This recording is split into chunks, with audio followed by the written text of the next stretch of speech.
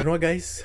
I think I might switch sides. I think I might join the Zionists for this part of the video. I wanna convert myself just to understand where the people are coming from. So let's look at this really intelligent YouTuber named TravelingIsrael.com. Remember the Islamophobia clip I showed you guys? Well, I was thinking, what does IsraeliTraveling.com consider racism? What really annoyed me is that he uses his Jewishness not to bring a new perspective to the situation, but only as a card to lay on the table. I am a Jew and I'm a Holocaust survivor, so you'd better listen to me. A little harsh to say to a Holocaust survivor, but the thing is it doesn't necessarily make that much sense because first of all, it's being a Holocaust survivor isn't just your identity. It's something. It's a part of your life. It's something that you experience. It's something a lot of people won't experience. And if they did, I wouldn't even know if they could handle something like that. But let's ignore that and see what he defines as racism. You'd better listen to me. And I've watched a few of his interviews with his daughter and with Russell Brand, and he uses the same pattern, the same trick over and over again. In my political videos, I don't play on my identity for two reasons. The first, and the most important one, is that it is mostly irrelevant. I don't like identity politics. I see it as a sort of racism. Judge me on what I say, not on my gender or my Jewishness or my skin color. And second, if you bring your identity into the argument, it can also be used against you. Doesn't play with his identity because it is irrelevant. This includes things like skin, gender, or religion. Now, 100% no doubt in my mind that TravelingIsrael.com will use a fair argument against those Palestinian, anti-Zionists. Yeah, that's the word I'm looking for. Now, let's see how this very intelligent man debunks comedian Bassem Youssef. He's just a comedian. How hard could he be, His family lives in Gaza, but he's probably going to, be super biased. Let's see what he says. And that leads me to a few words about the people who were interviewing Bassem. Apart from asking about his own personal story, none of them asked Bassem about Egypt. Yes, there is a war between Israel and the Palestinians, but these podcasts are long. Some of them are 2 hours long. Bash Israel for an hour and a half, but say a word about Egypt. Maybe because it shouldn't matter? What is there to say about Egypt? If you follow the mainstream media, then you would be forgiven for thinking that Egypt is not an extreme Muslim country. Egypt used to be home to an ancient Jewish community. About 80,000 Jews lived in Egypt 100 years ago. Today, there are 3 Jews left. This is what ethnic cleansing looks like. Bassem blames Israel for ethnic cleansing and genocide against the Arabs. Yet if you check the numbers, it is his country that is responsible for ethnic cleansing. It is not just the Jews. The Coptics, the Egyptian Christians, are also subjected to violence and discrimination. In Egypt, there is a phenomenon of Muslims kidnapping Christian girls. I bet you never heard about that. That would be like saying Americans can't talk about gun issues because they have a lot of gun controversies in America. Like they have a lot of drive-bys and school shootings and they have a lot of homicide. And that would be like saying Chinese people can't talk about work-related issues because of how women are treated in factories. Or that's like saying like a man can't talk about feminism because men are usually the ones that cause violence against women. That would be that's the equivalent of saying something like that. I don't understand the relevance of making this argument, and he brings this up a lot. Not a single moderator, and I've watched dozens of clips, said, hey, before bashing Israel, maybe a quick word about your home country, which is part of the region. Bassem does talk about his personal story and about how he ended up in the US. When you make fun of people, everybody is like, okay, I think you're doing the right thing. And I couldn't do the show anymore, so I escaped. I left Egypt 2014. I came here. I find it incredible that neither Bassem nor the moderators said anything about the society that Bassem came from. He was forced to leave Egypt because he came under threat from 2 regimes, the military regime and the Islamic regime, which, by the way, are the only 2 options in Arab countries. Other than that, he mentions that he was on the receiving end of death threats. He had to flee Egypt so he wouldn't be jailed for what? For making some jokes on a date night show? What happened to defending the value of free speech? I find it unbelievable that they weren't interested in discussing that with Bassem. Now, I don't agree with Bassem on many things, but you can clearly see that he's a nice, funny guy who doesn't want to talk about revolution and killing. But still, he was apparently too much for an Arab Muslim country, since he had to get himself out of there. But none of that is discussed. Why talk about Egypt with an Egyptian when you can just bash Israel?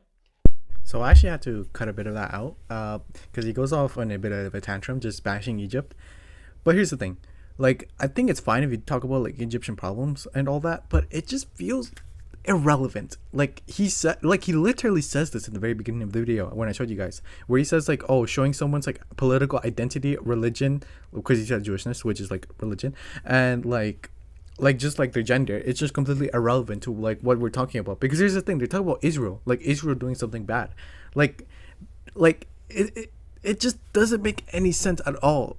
Don't get me wrong, I'm not trying to say that Egypt is a perfect place, because I know there's issues there, and he does bring up points like talking about it, though I'm not educated enough to know, so I don't know what like is true and what's not. I'll be honest. So you shouldn't listen to me. I'm just saying that the argument he's making is completely irrelevant, because say that's like saying like it's like if both sides are bad, that doesn't mean that the other side is like good, you know. That's like saying like, oh, just because I don't like Kamala Harris, that means that Donald Trump is good. Or that's because like, or I'm like, oh, just because I don't like Donald Trump, that doesn't mean Kamala is good. Like, it just doesn't make any sense at all.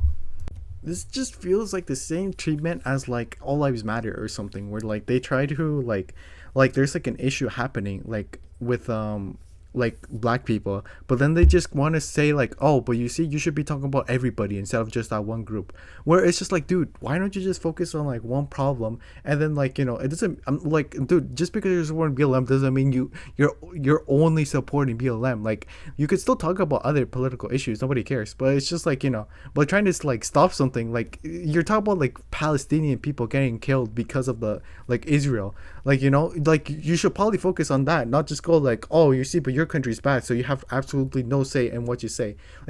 Like I don't know, I just feel like this entire section is just a complete contradiction to what he said at the very beginning of the video.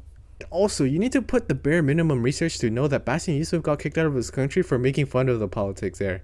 He made fun of like the politics of like him getting kicked out and like the police interrogating him. That's like the most bare minimum research you have to put in to like realize that like, oh, he got kicked out because he was talking bad about his own country. That's a like he has like, this is the most bare minimum. When I mean bare minimum, I mean literally every single person knows this. Every single person knows that he talked bad about the Egyptian government. And I just find it so hard to believe that he mentions this, but he just never goes along with that narrative. He just says that like, oh, he's only bashing Israel, when it's not true. He bashes his own country too, because he tries to be fair. But, you know, after what he said about the Holocaust survivor, I'm not really surprised he's saying something like this to another person that got affected by genocide.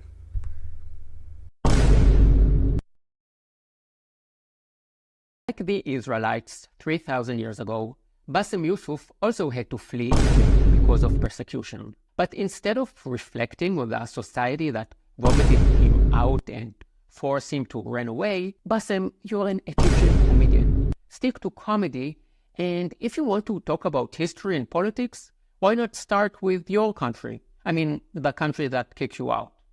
I will say that he is right about security. If he visited Israel, he would be asked a lot of questions. If you are a young male flying alone and you come from a Muslim country, you will certainly be asked more questions than an Israeli Jew. Definitely. But there is a reason. Never has a Jew hijacked or bombed a plane. Sadly, I can't say that about the Arabs.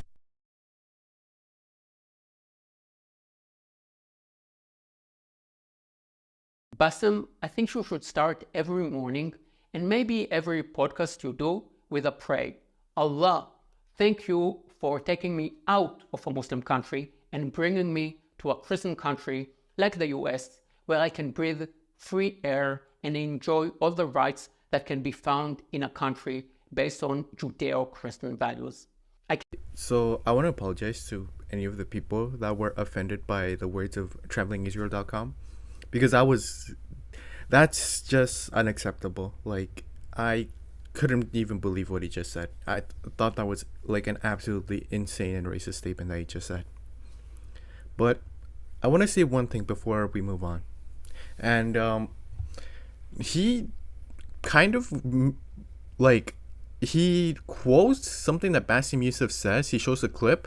But the thing is like, this kind of affects the reliability of travelingisrael.com, because he shows a clip that Bassem Youssef said, but he paints it in a way that he's trying to be anti-Semitic, and I think that's completely wrong. Here's the clip. The Jewish problem is not a Jewish problem, is not a Middle Eastern problem, is not an Arab problem. It is a European problem. It was pushed on us together with the guilt because now we are the anti-Semite. Now we are the Jewish hater. And not just that, they took land. So people look at this like, why are we even, we had a lot of refugees coming in. And during that, there was a lot of, as you know, Zionist militia, the Irgun, the Haganah, all of these people were killing Palestinians. This is a very common perception in the Muslim world that resonates with the guilt of Europeans over colonialism. The Jewish problem is framed as a European problem that the Europeans simply passed on to the Middle East at the expense of the local Arabs. First of all, don't call the Jews a problem. Wherever there are Jews, you will find success and prosperity.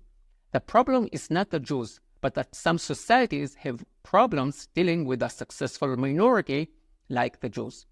All right, so there's a lot to unpack what he just said. Well, first of all, I want to say that like the clip I showed, it's not the it's not the full clip, but I'll just tell you what he said afterwards. He kind of just, he kind of goes on with the things I've already said, where he just talks about, oh, you see, the thing is that the Muslim countries are like, in the Islamic countries, they're very they don't have freedom of speech. So you should probably just not criticize the like our country because your country was bad too. Like it's just a bunch of irrelevant like statements because it's just like first of all, that's like he's talking about like what he's talking about right now just doesn't have anything to do with what Bassem Youssef's statement was. And I don't know, you guys could look at it for yourself. I left the link, and he just kind of yaps about it. So the thing I wanted to say is when he says the clip I showed where he says that like, oh, don't call us the problem because us Jewish minorities, we made a lot of money. So here's the thing. If you look at the Bassem Youssef clip that he made, that he was showing, literally if you look at the clip 2 minutes before, he discusses how the Jewish people were wronged.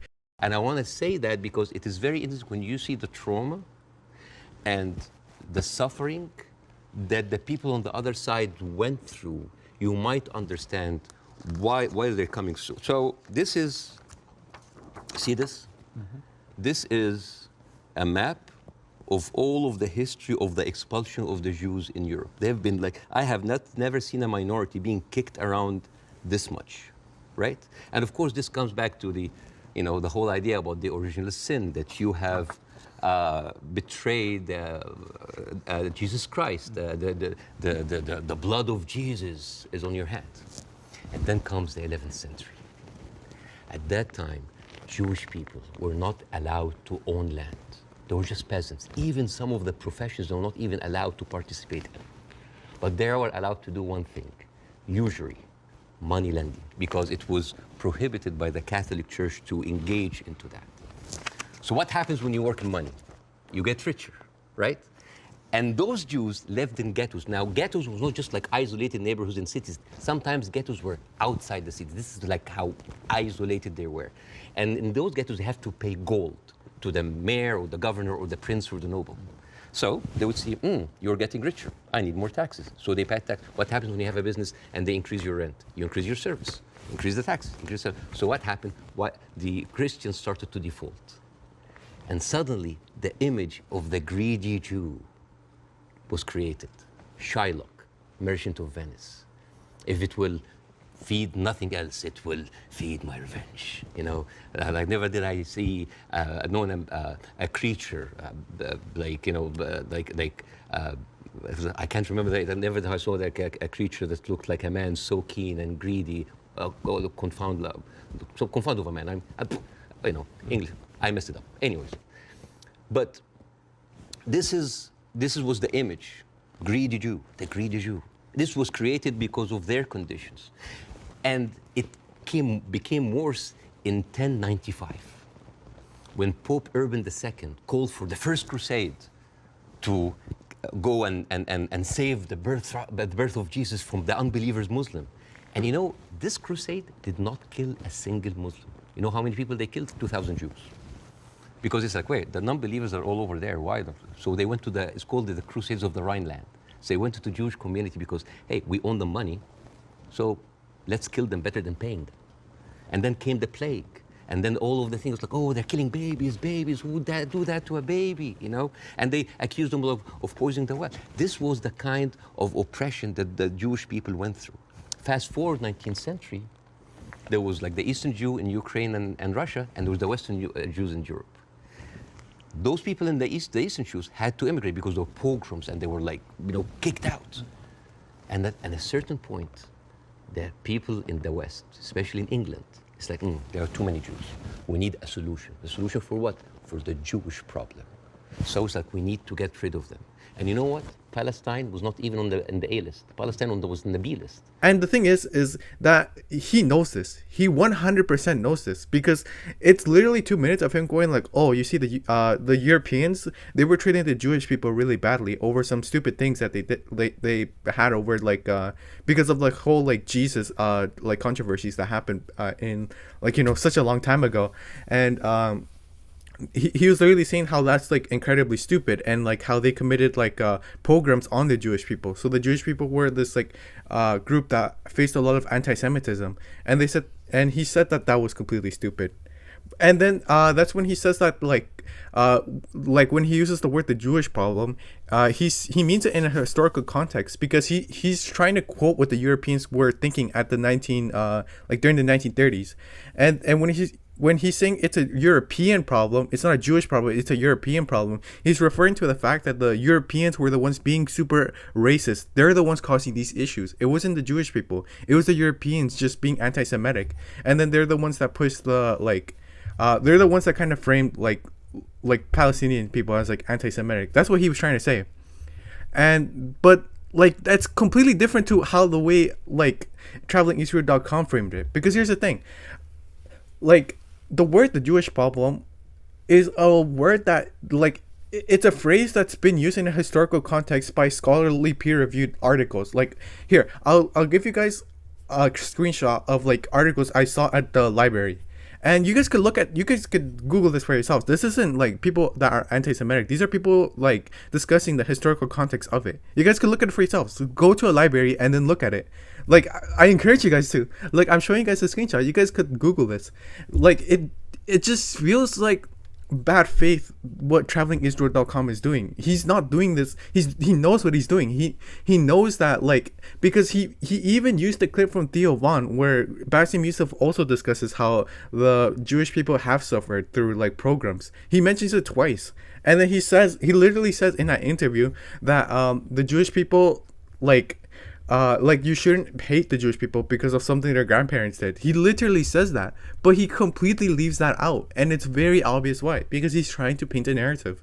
And it just makes me say that like travelingisrael.com is not a reliable source. I really listen, if you've taken anything out of this video, whether it's like